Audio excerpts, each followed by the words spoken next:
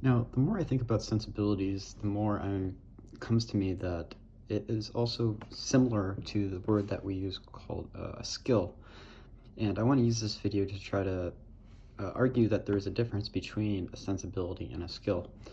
Now, to go back to our previous example, we were saying that I play the piano. I play it through having a sensibility to receive it in a certain way. That the feeling that I have on my fingers when I'm touching a piano allows me to play the tune. Now, someone could say that that's not the case. You have a skill, you have practiced over time, you've gained a skill, and therefore you act on the piano to produce the sounds. Now, I think both are correct statements, but let's go a little bit more into what that actually means. A skill, at least the way I understand it, is something that you do, that it is something inside you that you have, that you've practiced to gain, and then you can perform it.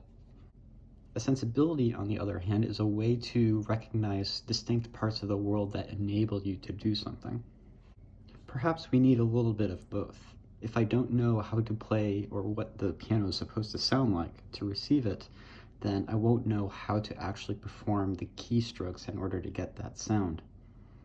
However, on the other side, if I haven't practiced the piano at all, there's no amount of willpower that will now allow me to play it correctly.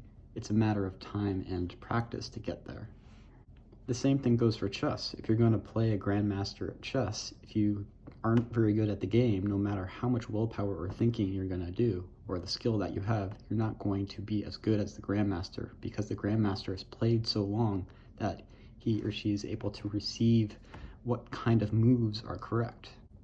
One chess grandmaster, Hikaru Nakamura, who has a Twitch live stream channel, I recommend if you like chess to go watch him.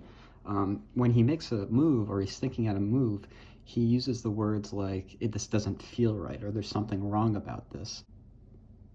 Now, I would argue that this is a sensibility, because when he sees the board, he sees possible moves, or he sees a certain situation that he's able to say whether is good or bad.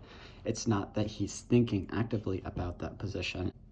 But to play chess well, you also must think. You must actively look at the board and follow a progression of moves to determine whether it's going to get you the position that you want. So in conclusion, I'd say that both skill and sensibility are required to act, let's say, well in the world, to do something well.